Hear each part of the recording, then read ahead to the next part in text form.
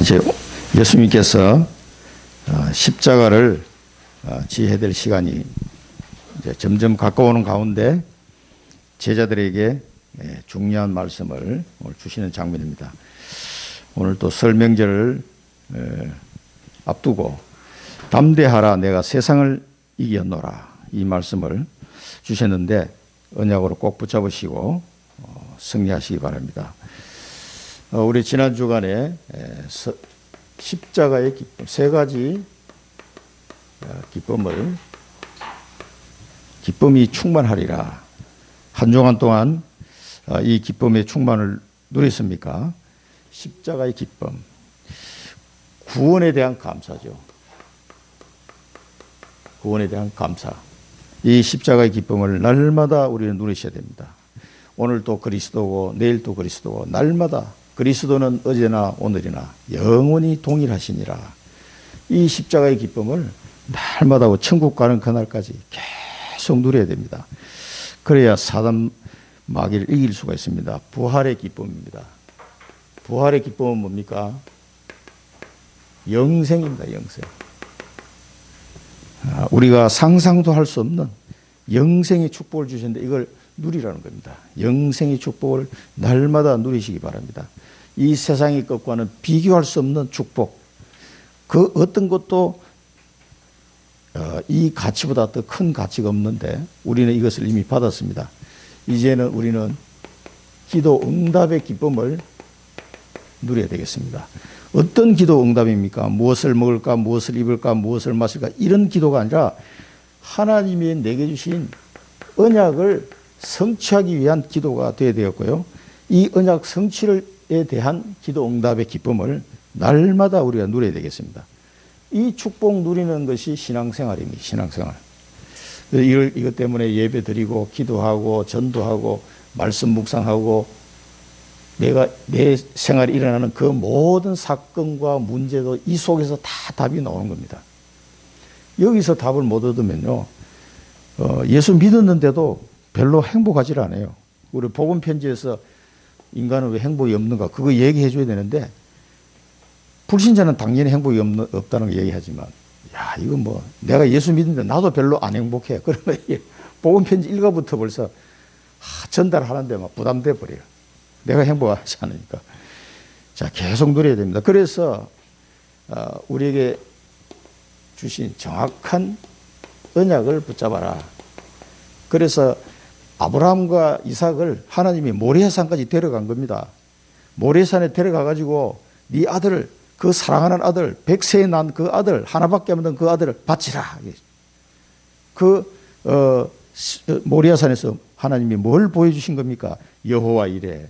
이삭이 죽어야 되는데 이삭 대신 숫양, 이삭 대신 죽어야 될 숫양이 뭡니까? 바로 예수 그리스도 아닙니까?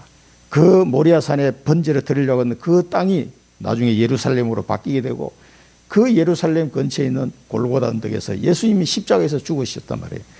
그 이삭 대신 우리 대신 죽으실 그 메시아가 오실 땅, 그 여호와 이래. 하나님이 친히 준비하신 그 여호와 이래. 그 언약을 확 붙잡을 수 있도록 모리아산으로 데려간 겁니다. 아브라함과 이삭이 그 언약을 잡은 겁니다. 이삭은 어린 나이에 죽다가 살아났으니까 얼마나 언약이 각인되겠습니까? 이 언약을, 정확한 언약을 우리는 붙잡아야 되겠습니다. 138 언약 여러분 꼭 기억하시고요.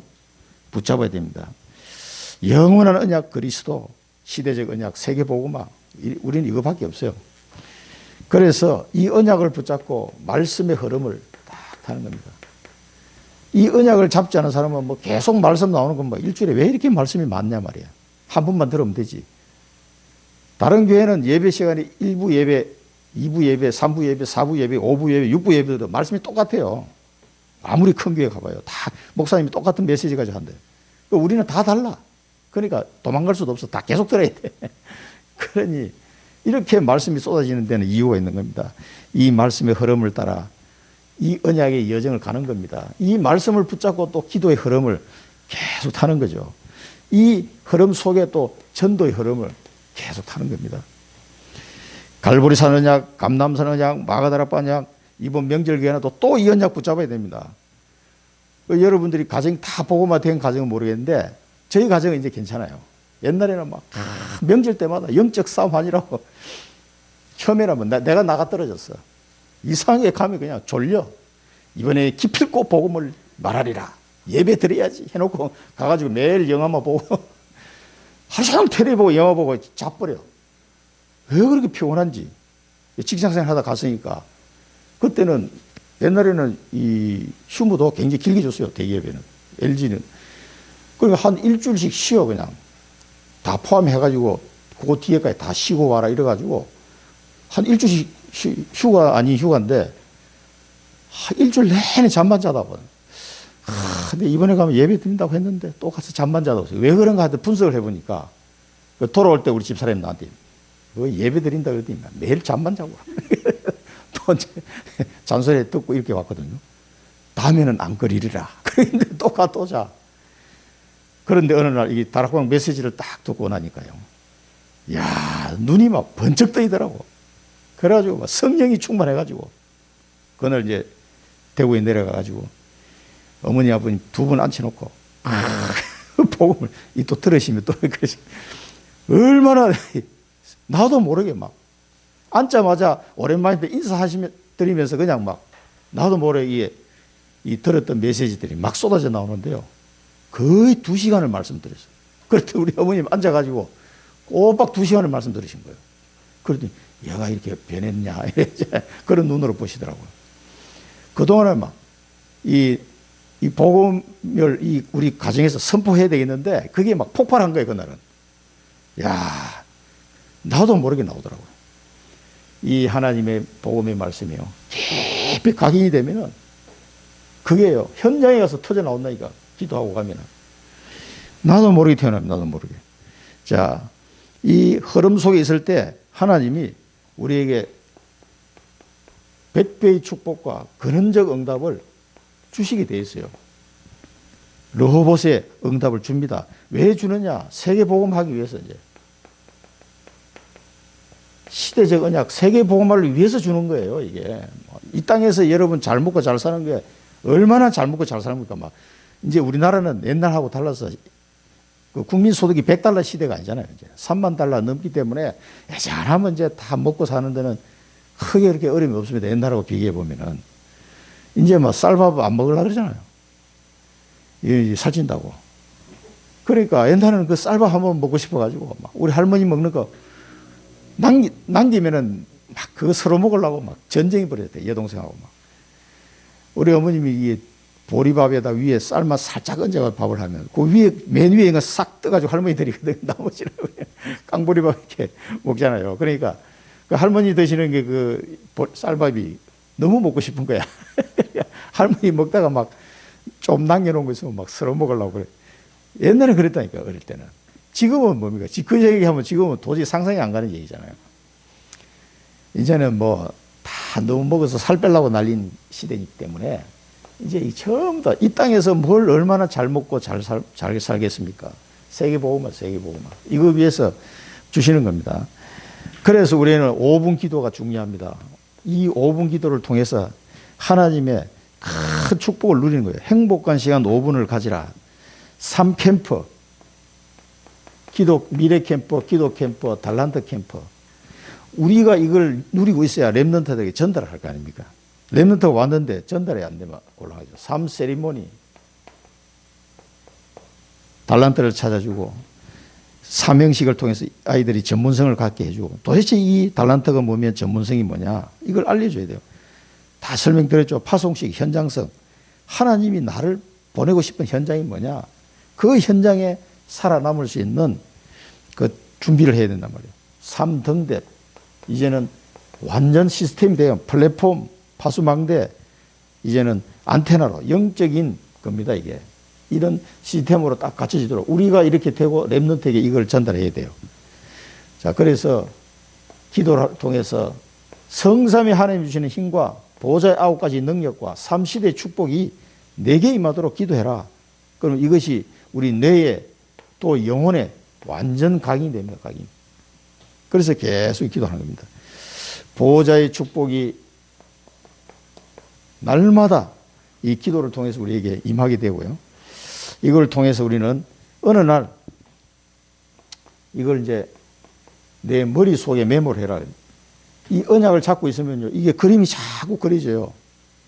이 원단 메시지도 없고 우리 월간 메시지도 없고 또 이 한 주간에 한 줄로 정리하라 그랬잖아요. 그게 옛날부터 하신 말씀이에요. 지지난주에 말씀하신 한 줄 어떻게든지 짧게 줄이는 연습을 계속 하셔야 돼요. 막 쏟아지는데 그중에 내가 한 단어 한 문장이라도 딱 줄여야 돼요. 이거 화요 집회도 제가 한 줄로 딱 줄여서 드렸잖아요. 그걸 한 달 동안 계속 그 한 줄이니까 그냥 읽었어요, 그냥. 그러면 그걸 한 달 동안 그걸 놓고 계속 기도하는 거예요. 그렇게 하시면 돼요. 그러니까 이제 쉽게 적용하시라고 제가 줄여서 드리는 겁니다. 자, 그래서 이렇게 계속 하다 보면은 내 머릿속에 그림이 자꾸 그려지고 이게 메모가 돼요.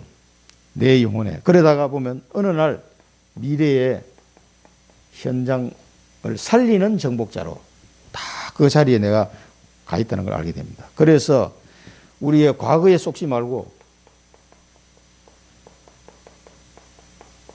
과거는 전부 다 사단에게 우리가 속으면서 살았던 과거잖아요. 그 걸려 넘어지지 마시라니까. 그랬어서 했었는데 그 암만 생각 다 지나간 거라니까. 이거. 아무리 아쉬워도 뭐 소용없어요. 다 지나간 겁니다. 그래서 과거에 속지 말고 오늘을 부러워하지 마라.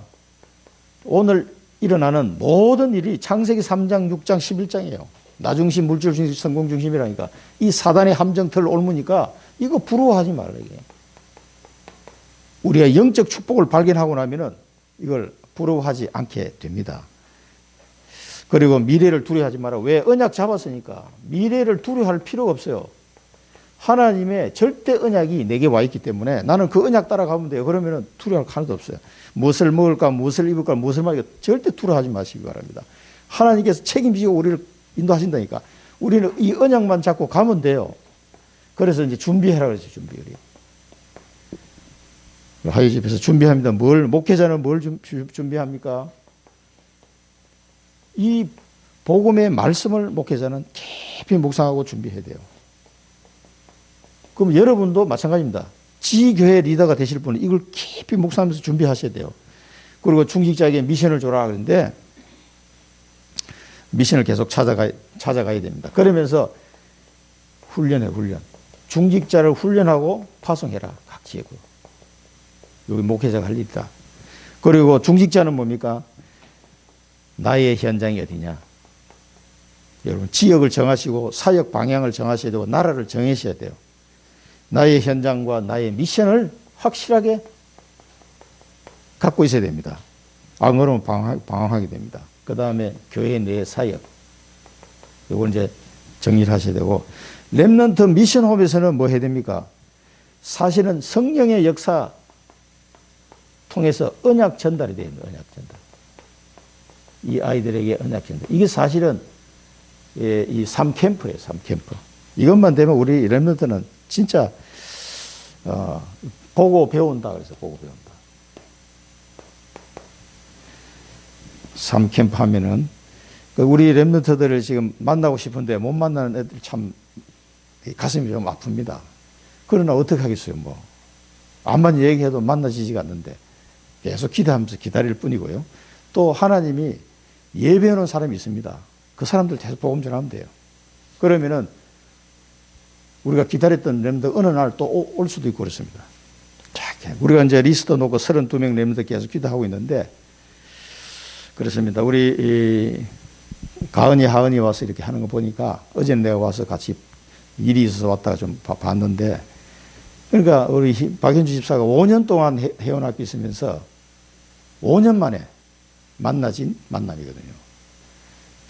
계속 5년 동안 기도했습니다. 저도 기도하고요. 본인도 나는 언제 다락방이 열리나 하면서 굉장히 답답해 했거든요.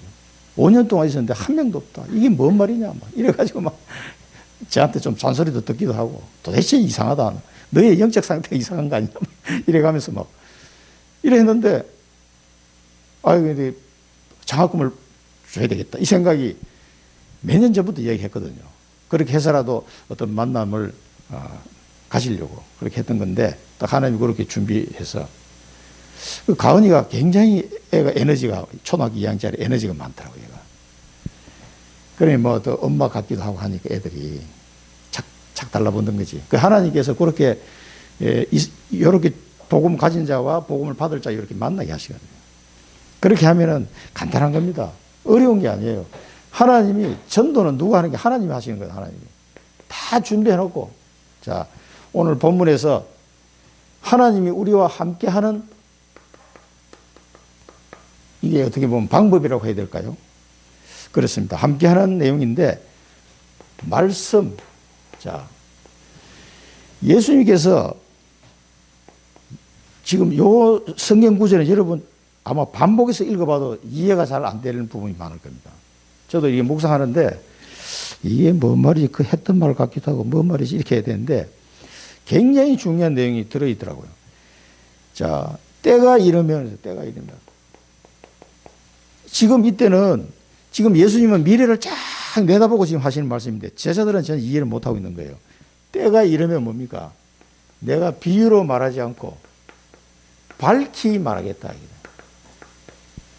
밝히 말씀을 주겠다 이 말입니다. 밝히 이르리라. 자, 이 말씀을 제자들에게 맡기신 거예요. 아무에게나 이 말씀을 밝히 말해주지 않습니다. 제자들에게만. 이때는 뭡니까? 부활하시고. 부활하셔가지고 그 감람원이라는 산에 모여가지고요. 40일 동안 뭐 했어요? 여러분, 사도행전 1장 3절을 자세히 한번 읽어보십시오. 그냥 유흥사님 계속 말씀하시니까 그런가 하고 넘어가지 말고 그 본문을 아주 깊이 이렇게 한 절을 잘 읽어봐야 돼요. 구약시대 선지자의 역할이 뭡니까? 하나님의 말씀을 전달하는 역할이에요. 구약시대 선지자가. 그런데 예수님이 그리스도가 뭡니까? 선지자 제사장 왕이잖아요.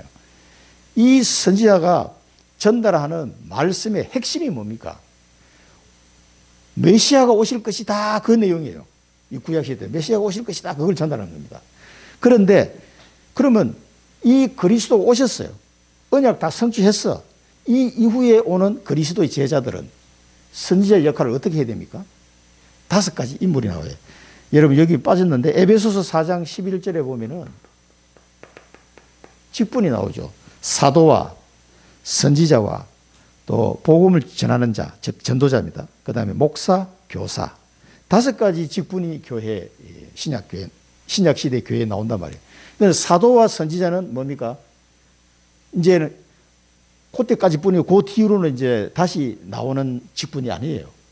이제 이 초대교회 이후에는 목사, 교사, 전도자 이 3 직분밖에 없는 거예요. 전도자는 다 전도자입니다. 다. 그리고 목사가 있고 교사가 있어요. 그래서 이 선지자를 신약시대 선지자라고 한다 그러면은 전도자라고 말하는 게 제일 이 단어가 제일 좋습니다. 그러니까 이 하나님의 말씀을 구약시대 때는 전달하는데 메시아가 오실 것이다. 지금 신약시대 선지자는 뭡니까? 그리스도가 오셨다. 그게 전도자입니다. 복음의 말씀을 계속 전달하는 자예요. 전도자. 이게 신약시대 선지자 역할을 하는 거예요. 우리가 그리스도 제자라면은 예수님이 우리에게 모든 권한을 위임하고 가시잖아요. 선지자 첫 번째 직분이 선지자 제사장 왕인데 첫 번째 이걸 해야 된단 말이에요. 그래서 모든 하나님의 자녀는 전도자다. 전도자. 그 중에 이제 또 목사도 있고 교사도 있고 여러분은 전도자이면서 다 교사로 하셔야 돼요. 자, 이렇게 해서 복음을 전해지게 됐는데 그러면 이 성취된 그리스도 십자가와 부활을 이 제자들이 전달해야 되니까 부활하셔가지고는 밝히 말씀하시는 거예요. 이 내용을 보면은 굉장히 여러분 좀 놓쳤던 부분이 있을 것 같아요. 자, 그가 고난을 받으신 후에 또한 그들에게 확실한 많은 증거로 친히 살아계심을 나타내사 그랬습니다. 부활하신 것을 도대체 많은 증거로 이 살아계심을 나타냈다고 그러는데 뭘 했을 거예요? 40일 동안 야 봐라 내가 부활한 거 맞지? 확실히 부활했어. 보여주는 거야. 못자국 봐라, 뭐 장자국 봐라. 다 보여주시면서 제자들이 절대로 부활하심에 대해서 의심하거나 불신하지 않도록 아주 확실한 많은 증거로 친히 살아계심을 나타냈다 그랬어요. 그러니까 제자들에게 완전히 40일 동안 예수님이 십자가에 분명히 죽으셨고 분명히 부활하셨다는 걸 각인시키는 거예요. 40일 동안. 그렇게 해놓고 그들에게 보이시며 하나님 나라의 일을 말씀하시며 그 뒤에 하나님 주신 말씀을 하시니라. 그러니까 이때는 뭐냐? 밝히 말씀하시는 거예요. 이제는 예수님이 승천하셔야 되니까 밝히 확실하게 정확하게 이제 왜? 언약이 다 성취됐기 때문에 밝히 말씀하시는 거예요. 누구에게만? 제자들에게만. 그런데 이렇게 증거를 주시고 밝히 말했는데도 380명은 집에 가버렸다니까. 120명만 약 120명만 마가다락방에 모였다 그랬거든요. 그래서 이 말씀을 복음에 대한 말씀을 정확하게 예수님이 감람산에서 이 말씀을 전달한 겁니다. 그래서 이 내용을 가만히 보면은요, 그 사도들이 기록한 서신서들을 보면 우리가 알 수가 있어요. 이 사람들이 얼마나 십자가와 부활돼서 확실하게 증언하는지는 우리 신약 성경 사복음서와 그 뒤에 사도행전 이후에 사도들이 쓴 서신서를 읽어보면 알 수가 있어요. 이 사람들이 40일 동안 얼마나 십자가와 부활 이게 딱 각인이 됐는지. 왜? 그게 핵심이니까. 신약 시대 때 말씀을 전달하는 선지자, 전도자는 예수 그리스도의 십자가와 부활을 전달해야 돼요. 이게 안 전달 안 되면 선지자 역할을 못 하는 거예요. 그러니까 교회 와서 엉뚱한 소리 하면은 이 사명을 감당하지 못하는 거라니까. 옛날에는 선지자가 헛소리 하면 죽어요, 그냥. 하나님 말씀에 해서 뭐 똑같이 전달해야지. 이걸 자기 마음대로 가공해서 엉뚱한 소리 하면 죽는다니까. 지금 신약 시대 전도자는요, 십자가와 부활, 이걸 밝히 주님 말씀해요. 이걸 정확하게 증거해야 돼요. 자, 이 말씀을 우리에게 맡기셨다네. 여러분, 이번 명절에 가시면요, 십자가와 부활, 이 복음의 메시지를 정확하게 선포하시기 바랍니다. 분위기 봐서 딱 이렇게 기도하고 가십시오. 저도 몇 년 동안 실패하다가 이 다락방 이 메시지 들으면서 한 2년 정도 들었나? 그러고 나서 그냥 막 폭발했어요, 이제. 자, 너희가 나를 사랑하였으니 내가 하나님께로부터 온 줄을 믿었다 그랬어요. 자, 하나님께로부터 온 줄 믿었다 그랬어요. 이게 뭡니까? 하나님께로부터 예수님이 이제 왔다는 것은 너희가 믿었다 그랬는데 이게 바로 뭡니까? 예수가 바로 그리스도라는 사실로 너희들이 이제 믿었구나 그 말입니다. 그래서 그 마태복음 16장 16절에 보면은 예수님이 베드로의 고백을 보면 알죠. 주는 그리스도시요 살아계신 하나님의 아들이십니다. 베드로가 고백했잖아요. 하나님께로부터 온 줄을 믿었다는 말은 바로 예수가 그리스도라는 사실을 믿었다는 얘기예요. 그때 여기 보면 아버지께서 너희를 친히 사랑하기 때문에 그렇다 이렇게 말씀하셨거든요. 그 말은 마태복음 16장 17절에 보면 예수님이 말씀하세요. 베드로가 그 고백을 했을 때 예수님이 베드로 보고 뭐랬습니까? 바요나 시몬아 네가 복이 있다. 네게 이것을 알게 한 일은 혈육이 아니요 하늘에 계신 내 아버지시니라 그랬어요. 그래서 이 하나님께로부터 예수님이 오신 분인 줄을 믿게 된 것은 혈육이 아니고 내 하늘에 계신 내 아버지께서 알게 하셨다 이 말입니다. 하나님 아버지께서 친히 사랑하시기 때문에 그렇다 그랬습니다. 이 말이 이 비밀을 발견한 겁니다. 이 말씀의 핵심이 뭡니까? 예수가 바로 그리스도라는 거예요. 이 사실을 위해서 목숨을 걸었다니까 초대교회는. 이 말 한마디 잘못했다가는 이 그냥 죽는 시대 아닙니까? 스데반이 죽은 것처럼 그렇게 유대인들이 죽기 살기로 막았던 이름 그 예수 그리스도 예수가 그리스도라고 초대교회는 말하다가 많이 죽었습니다. 아버지에게서 나와 세상에 왔고 자 예수님께서 이제 자기 자신을 딱 얘기하면서 뭡니까? 내가 아버지께서 나와 세상에 왔고 뭡니까? 성육신. 이게요. 초대교회가 증거해야 될 아주 핵심적인 말씀만 딱 하셨어요. 그리고 세상을 떠나 아버지께로 가노라. 그래서 그게 뭡니까? 부활성천. 왜? 지금 아직 이게 지금 이루어지지 않은 상태에서 지금 예수님이 말씀하시는 거거든요. 제자들은 요까지밖에 모르잖아요. 그런데 부활성천 아버지께로 가노라. 이게 이제 믿어지는 거예요. 창세기 3장 15절 여자의 후손으로 오신 그리스도. 출애굽기 3장 18절 피제사의 주인공으로 오신 그리스도. 이사야 7장 14절 임마누엘로 오신 그리스도. 마태복음 1장 21절 그 아들을 낳으니 그 이름을 예수라 하라. 자기 백성을 죄에서 구원할 자. 그 이름 예수를 하라. 그 예수가 그리스도 되심을 믿는 것. 자, 그러면서 예수님이 여기서 제자들에게 성육신 하신 것과 이걸 쭉 이야기하셨는데요. 모든 스케줄이 어떻게 됩니까? 이제 성육신 하시고 십자가 지시고 부활하시고 성천하시고 그다음에 성령 강림하고 세계복음하고 재림하고 이 시간표 속에 쭉 예수님이 이제 갈 거를 두고 제자들에게 계속 말씀하시는 거거든요, 이게. 그러니 제자들은 아직 이게 이제 모르니까 미래에 일어날 일이니까 잘 이해하기 어려운 상황이죠. 그래서 지금 우리는 뭡니까? 세계복음화에 지금 진행 중에 있는 겁니다. 예수님께서 부활성신하시고 지금 성령 강림하시고 신약 시대가 열렸는데 2000년이 흘렀어요. 지금도 계속 세계복음화 지금 이루어져 가고 있습니다. 이 시간표 속에 우리를 부르시고 재림할 때까지 우리를 인도해 가시는데 그런데 우리 이 시간표 속에 이걸 볼 수 있어야 돼요. 이 사실을 전달하는 겁니다.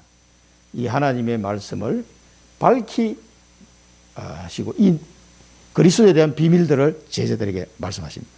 우리에게 이 말씀을 전달하시고 깨닫게 하시고 붙잡게 하시고 누리게 하시고 전달하게 하신 데는 우리에게 하나님은 세계복음화의 주역으로 우리를 부르셨다는 증거입니다. 이 말씀을 주신다는데요. 자, 이 비밀을 여러분 붙잡고 이번 설 명절 기간 동안에 이 복음의 말씀을 전달하는 전도자, 선지자, 전도자의 사명을 잘 감당하시기 바랍니다. 불신자 우리 친척들을 만나실 때, 자, 이 비밀을 선포하시기 바라고요. 자, 기도하는 제사장이다. 이렇게 제목을 다루는데, 구약시대 때 제사장은 뭐였습니까? 양을 잡아서 피 제사를 드려서 백성들의 죄를 씻어주는 백성들의 죄를 사함하는 그 역할을 한 게 제사장이잖아요. 지금은 어떻게 하면? 지금은 피 제사 드릴 필요가 없어요. 예수님께서 십자가에서 다 끝냈기 때문에 이제는 그 예수 그리스도 이름으로 내 이름으로 기도하라. 예수 그리스도 이름으로 기도할 때 그 사람이 구원받고 죄 사함을 받는 축복을 누리게 되니까 이제는 제사장 직분을 감당하려면 중보기도 하세요. 중보기도. 우리 여러분 친척들을 놓고 가족들 안 믿는 가족들 놓고 간절하게 눈물로 이거는 뭐 하나님이 시키시는 거예요. 그래서 눈물로 기도하지 않을 수가 없었어요. 저도 내가 뭐 일부러 울려고 그런 게 아니라 구원 못 받은 사람 생각하면 그냥 막 속에 불이 나가지고 견딜 수가 없는 거예요. 그러니까 사람이 되게 막 견딜 수가 눈물이 나더라고. 눈물 콧물이 막 다 쏟아졌어요. 저 사람 쟤 놔두면 지옥 갈 건데 이거 어떡하냐고. 이거 너무 멀리 떨어져서 내가 가서 말하기도 어렵고 하나님 저 어떡합니까? 눈물로 기도해요. 눈물로. 그러니까 막 눈물 콧물 다 빠지더라고.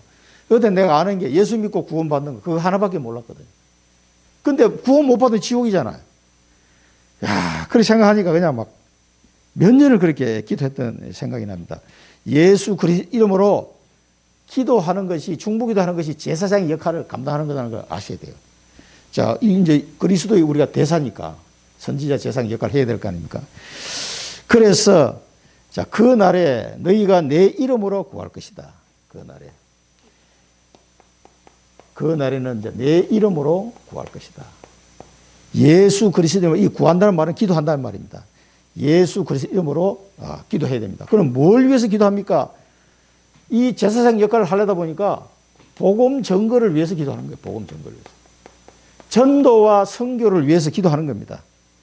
성령 충만을 위해서 기도합니다. 복음 전하다 보니까 답이 성령 충만밖에 없어. 성령 충만을 위해서 기도하는 겁니다.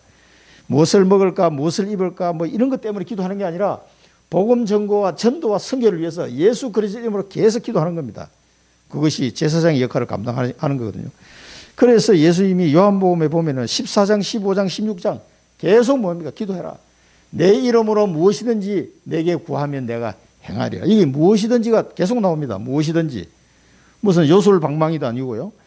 너희가 내 안에 거하고 내 말이 내 안에 거하면 무엇이든지 원하는 대로 구하라. 그리하면 이루리라. 15장 7절. 16장 2절 우리 지난주에 했죠. 지금까지는 너희가 내 이름으로 아무것도 구하지 아니하였으나 구하라. 그리하면 받으리니 너희 기쁨이 충만하리라. 무엇이든지 구하면 받도록 해주겠단 말이에요. 그 말이 뭡니까? 우리가 중보기도 할 때 복음과 전도와 선교를 위해서 기도할 때 받을 것이다. 무엇이든지 받을 것이다. 그러니까 우리 현장을 놓고 기도하면 아직 불신자 상태에 있는 친척들을 놓고 계속 기도할 때 응답을 받게 되는데 기쁨이 충만하리라. 그래서 기도한 그 대상지를 가보니까 사건이 많이 터지더라고요. 저도 친척들 보면. 꼭 병원에서 연락이 와. 입원했다고. 병원 하니까 어디 도망 못 가잖아요. 딱 눕혀놓고. 그럼 제가 쫓아간다고. 가가지고 이제 다시 복음 딱 설명하고. 그러면 뭐 다 영접해. 왜? 아파서 들어 누워 있으니까. 영접하는 수. 그럼 뭐 이게 친척들, 뭐 사촌, 외삼촌 뭐 이렇게 만나는 것도요. 나이 드니까 뭐 다들 또 이 결혼하고 뭐 애들 오고 사니까 이게 뭐 서로 얼굴 한번 보기도 힘들어요. 내 육촌 동생은 저 지나가다 야 휴게소에서 만나자 그래가지고 휴게소에서 서로 오고 가고 하다 거기서 만나서 인사도 하고 그 재수 씨도 나이는 동갑인데 그 우리 현주는 아빠 저 누구야 생전 얼굴도 참 쟤는 뭐 팔촌이니까 뭐 얼굴이 알겠습니까? 그러니까 인사하고 저런 적도 있는데 어릴 때는 그렇게 가깝게 지냈는데 나이 들고 하니까 참 만나기 힘들더라고. 그래도 계속 기도했어요. 내 이름으로 기도하는 뭡니까? 복음을 전가하기 위해서, 전도와 선교를 위해서. 그래서 사도행전 1장 14절에 보면 오로지 기도했더라. 오로지 기도했더라. 세계 복음화를 위해서 오로지 기도한 거예요. 이 사람들. 그러니까 초대 교인들이 제사장의 직분을 잘 감당한 거죠.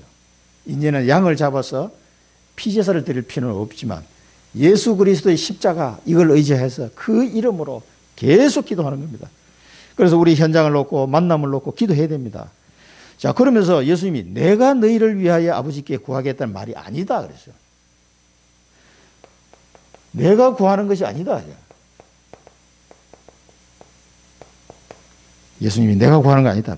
그게 무슨 말입니까 이게? 너희가 직접 구하는 거고요. 1번은. 그럼 내가 구하는 거 아니다 이 말은 로마서 8장에 보면 우리가 이해할 수 있어요. 로마서 8장 26절에 보면 이와 같이 성령도 우리의 연약함을 도우시나니 우리는 마땅히 기도할 바를 알지 못하나 오직 성령이 말할 수 없는 탄식으로 우리를 위하여 친히 간구하시느니라. 우리가 기도해야 되는데 뭐 기도 잘 안 하니까 완벽한 방법을 만들어 놨어요.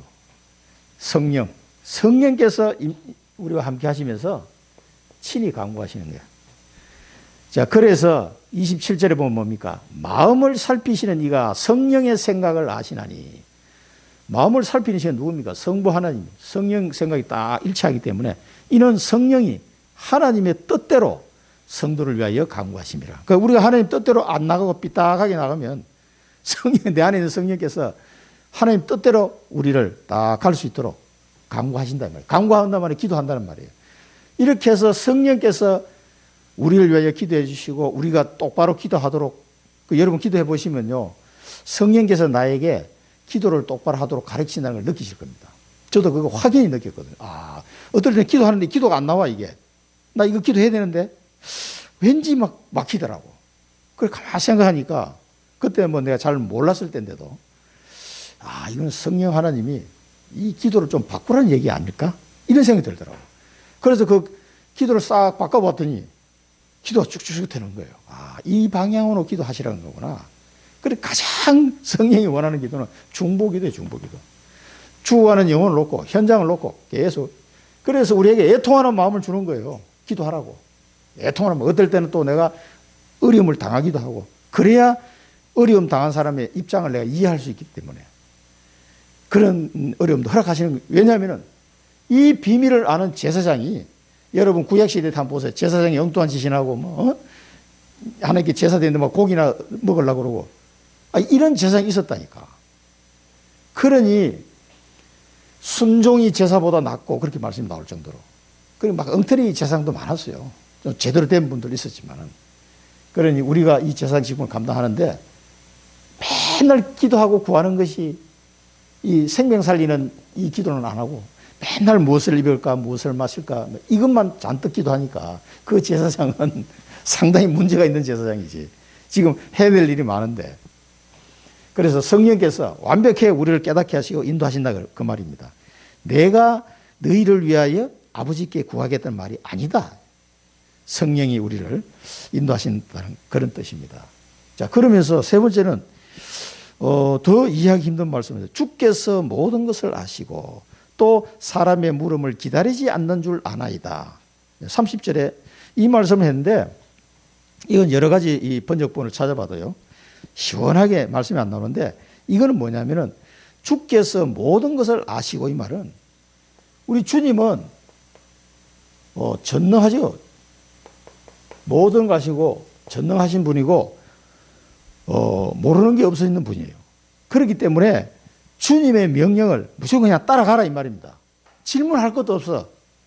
아이고 주님 그거 왜 그렇게 해야 되는데요. 여기 질문할 것도 없다 이 말이에요. 완전하시기 때문에 이 주님의 명령을 순종해라 이 말입니다. 뭘 그렇게 말이 많아? 주님이 말씀하시니 우리가 어떤 마음을 가지고 있고 어떤 질문을 할 건지 다 아시고 명령을 하신 거예요. 아유 주님 내가 지금 돈도 없는데 건강도 별로 안 좋은데 뭘 어떻게 땅끝까지 갑니까? 이런 소리를 할 줄 알고 있는 거예요 주님은. 그렇기 때문에 주께서 모든 걸 아시고 말씀하시기 때문에 사람의 물음을 기다리지 않는 줄 아나이다 이렇게 한 거예요. 물어볼 필요가 없습니다. 주님의 명령을 무조건 순종하면 됩니다. 그래서 믿음이 필요한 거죠. 그래서 디모데후서가 바울이 디모데에게 준 마지막 메시지입니다만 우리에게 주시는 말씀이에요. 하나님 앞과 살아있는 자와 죽은 자를 심판하실 그리스도 예수 앞에서 그가 나타내실 것과 그의 나라를 두고 엄히 명하노니 그리고 뒤에 뭐랬습니까? 너는 말씀을 전파하라. 때를 어떤지 못 얻든지 항상 힘써라. 범사의 오래 참음과 가르침으로 경책하며 경계하며 권하라 그랬습니다. 그래서 이 명령을 말합니다. 주님의 명령을 순종하면 됩니다. 그러려면 이제 기도하는 거죠. 그래서 제사장의 직분을 잘 감당하시기 바랍니다. 또 마지막으로 영적 싸움입니다. 영적 싸움하는 왕입니다. 다윗 왕이 가나안 땅을 완전히 정복하고 나라를 다스렸습니다. 그러나 우리는 뭡니까? 육신의 나라가 아니고 뭡니까? 영적인 나라, 사단의 나라를 하나님의 나라로 바꾸는 작업입니다. 이 영적 싸움을 감당하는 왕으로서의 사명을 감당하는 겁니다. 그래서 예수님이 담대하라 내가 세상을 이겼노라. 이미 승리한 싸움이니까 두려워하지 말라. 영적 싸움 하려다 보면 두려움도 오겠죠. 담대하게 말씀 선포하시기 바라고요. 기도하고 우리 친척들 만나시기 바랍니다. 담대하라. 여러분은 왕으로 가면 왕으로. 이 사단의 나라를 꺾고 여러분 언제까지 그 사단 문화에 빠져 살 겁니까? 여러분 가정과 가문에 하나의 나라가 임하도록 집중 기도하시기 바랍니다. 그래서 이번에 월화수는 새벽 기도가 없습니다. 각자 현장에서 이 언약을 붙잡고 여러분 가문을 놓고 집중 기도하는 시간을 가지시기 바랍니다.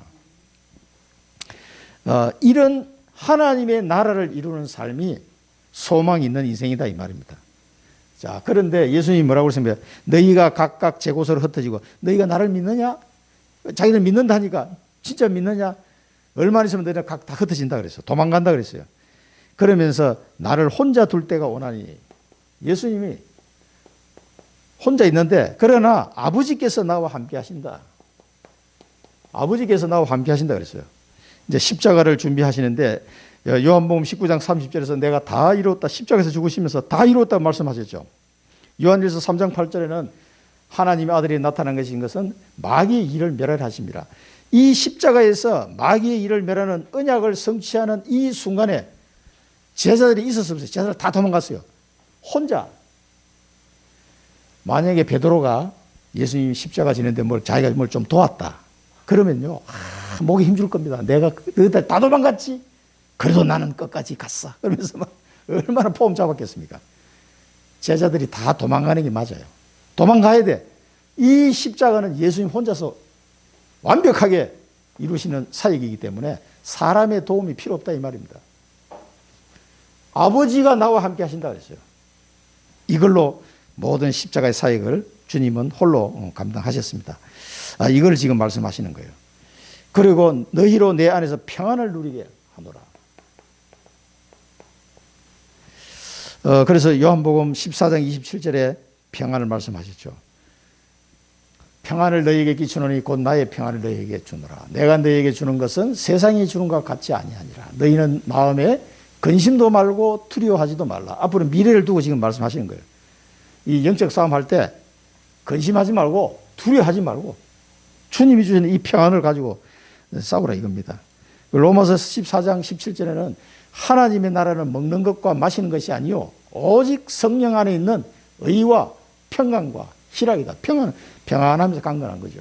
의와 평강과 희락, 기쁨이다 이 말입니다.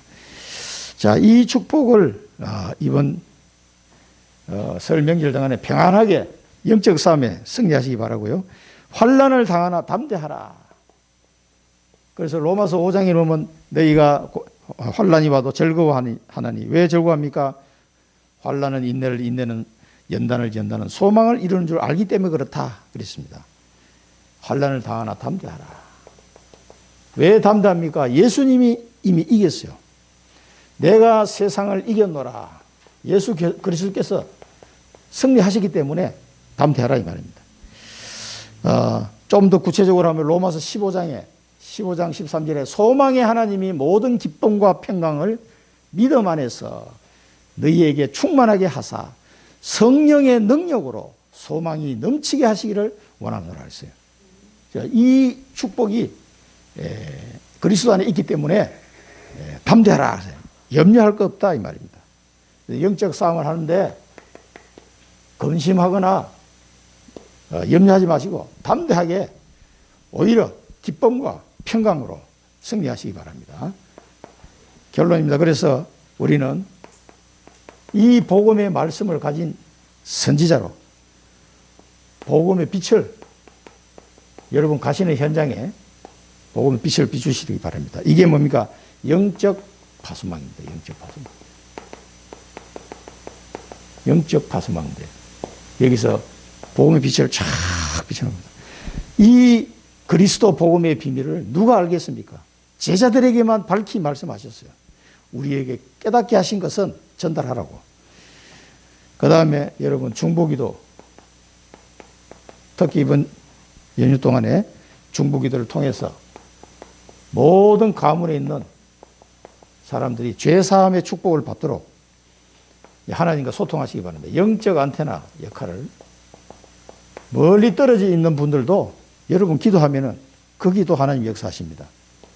이제는 우리가 영적 군사로 이 영적 싸움을 감당하는 왕적인 신분을 감당하는 거죠. 천명필성입니다. 지역 가문 보고마, 지역 보고마, 세계 보고마 이걸 우리에게 은혜를 주시기 때문에 영적 군사로 승리하는 영적 플랫폼의 역할을 여러분이 아니면 전달해 줄 사람이 없고 기도해 줄 사람이 없다니까요. 영적 플랫폼으로서의 사명을 감당하는 이번 연휴 기간이 됐으면 좋겠습니다. 기도하고 마치겠습니다. 살아계신 하나님 아버지, 담대하라 내가 세상을 이겨노라고 하신 그 주님의 말씀을 붙잡고 이 시대의 선지자, 제사장, 왕의 사명을 온전히 감당하는 이번 설 명절이 되게 하시고 우리 남은 여생 동안 이 축복을 마음껏 누리는 그래서 기쁨과 평강이 넘치는 우리 모든 성도들이 되게 하여 주옵소서. 이 말씀을 가지고 기도하며 영적 싸움을 감당하는 영적 파수망대요 안테나요 플랫폼의 사명을 잘 감당하게 하여 주옵소서. 예수 그리스도 이름으로 기도드립니다. 아멘.